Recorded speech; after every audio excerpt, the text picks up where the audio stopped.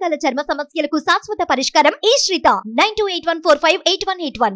మేము ఇయ్యమని అసెంబ్లీలో తీర్మానం పెట్టింది. ఎందుకు పెట్టింది తీర్మానం? ఈ గులాబీ జెండా ఉన్నది కనుకనే ప్రాజెక్టులు ఇయ్యము అని అసెంబ్లీలో తీర్మానం పెట్టిండ్రు, వెనుకడుగు పట్టిండ్రు. నిజంగా మనం లేకపోతుండునా? ఆయనతో ఢిల్లీకి అప్పచెప్పుదురు, తెలంగాణ నోట్లే మట్టి పట్టుండే. నీళ్లు దొరకపోవు, కరెంటు దొరకపోవు, మంచి నీళ్లు ఉండకపోవు, కాలువ నీళ్లు ఉండకపోవు. కానీ ఇలా తెలంగాణ కోసం పుట్టిన పార్టీ బీఆర్ఎస్ ఉంది కనుకనే ఏం సంగతి బిడ్డ అని కేసీఆర్ నల్లగొండల గర్జించిండు. మనం అసెంబ్లీలో గట్టికి కొట్లాంటే దెబ్బకు మనం తోక ముడిచింది. ఓ ఇది ఇందుకోసం మన కేసీఆర్ ఉండాలి, ఇందుకోసం మన గులాబీ జెండా ఉండాలి. తెలంగాణ ప్రయోజనాల విషయంలో, తెలంగాణ హక్కుల విషయంలో ఏనాటికైనా ఈ గులాబీ జెండాకు ఉన్నటువంటి ప్రేమ ఈ కాంగ్రెస్ అనుకుంటది, ఈ బీజేపీ అనుకుంటది.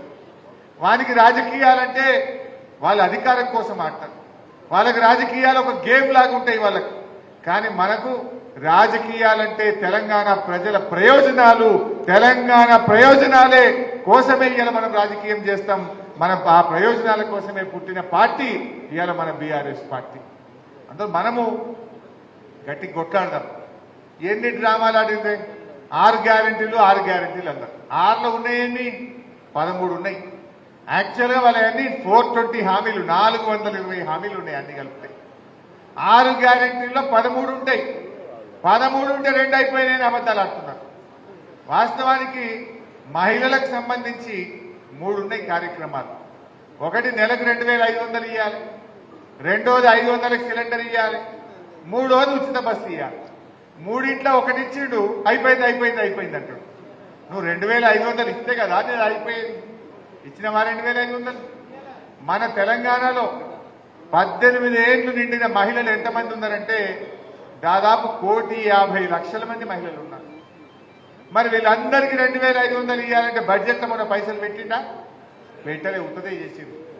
అంటే రేపు దాంట్లో ఎట్లా కోతలు పెట్టాలి, ఎట్లా ఎగబెట్టాలని వంటలు వండే పరిస్థితిలో ఉన్నారు. ఊకుంటామా మనం? రేపు గ్యారంటీగా ప్రతి 18 ఏళ్లు నిండిన వాళ్ళకి ఇవ్వాల్సిందే అని ఈ కాంగ్రెస్ ఎమ్మెల్యేలను గల్లీలో పట్టుకుంటాం, మన ప్రభుత్వాన్ని అసెంబ్లీలో పట్టుకుంటాం. ఇడిస్తామా మనం?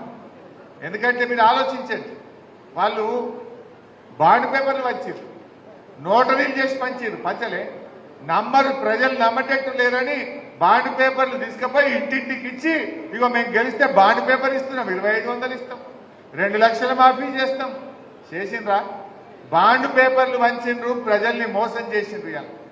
ఈ కాంగ్రెస్ పార్టీ హిమాచల్ ప్రదేశ్ రాష్ట్రంలో 10 గ్యారెంటీలని అక్కడ మోసం చేసింది, కర్ణాటకలో 5 గ్యారెంటీలని మోసం చేసింది, తెలంగాణకు వచ్చి 6 గ్యారెంటీలని ఇక్కడ మోసం చేసింది. మీ ఓట్లేసిన ప్రజలకు ఇవాళ మోసం చేస్తున్నటువంటి పార్టీ ఇవాళ కాంగ్రెస్ పార్టీ. మనందరం రైతు బిడ్డలవి. ఇలా రైతులకు ఎన్ని విషయాలు చెప్పిందే. ఎవరైనా అప్పు తెచ్చుకోకపోతే జల్దీ పోయి తెచ్చుకోరు బ్యాంకుల. 9వ తారీఖు నాడు మొదటి సంతకమే రుణమాఫీ అన్నారు. ఆయన మాత్రం ఓపిక లేదు. 9వ తారీఖు ప్రమాణం చేస్తా అని చెప్పినప్పుడు 7వ తారీఖే చేసిండు, 2 రోజులు ముంగట చేసిండు. అంటే ప్రమాణ స్వీకారానికి మాత్రం తొందరపడ్డాడు, గ్యారంటీలు అమలు చేయమంటే మాత్రం ఆలస్యం చేస్తున్నాడు. కుర్చీ దక్కనీకేమో 2 రోజులు ముంగటికి వచ్చినావు, గ్యారంటీలు అమలు చేయమంటే వెనకకు పోతున్నావు. ఇంత అర్థమైతలేదా మనకు? మరి 7వ 9వ తారీఖు, డిసెంబర్ 9, జనవరి 9, ఫిబ్రవరి 9, మార్చి రానే బట్టి మరి 2 లక్షల రుణమాఫీ ఆడవా? ఇంకేమన్నారు రైతులకు? ఆ రోజు నేను రైతు బంధు డబ్బులు వచ్చినాయి, ఎల్లుండి పొద్దుగాల పైసలు పడతాయి, సోమవారం అనగానే ఎలక్షన్ కమిషన్ కు కంప్లైంట్ చేసింది. ఇప్పుడు పైసలు వేయొద్దని ఎలక్షన్ కమిషన్ కు ఫిర్యాదు చేసింది. అంతేకాదు, ఇప్పుడు వస్తే 10,000, మేము వస్తే 15,000 పడతాయి అన్నాడు. అనలేదా? 9వ తారీఖు దాటితే 15,000 పడతాయి అన్నాడు. మరి ఇప్పుడు 15,000 కొండ 4 మంది అయితే ఉన్న 4 పోయిందట. 15 వల్లే 10 పడ్డాయా? మరి ఇప్పటికి 3 ఎకరాలను కూడా పడకపోయాయి.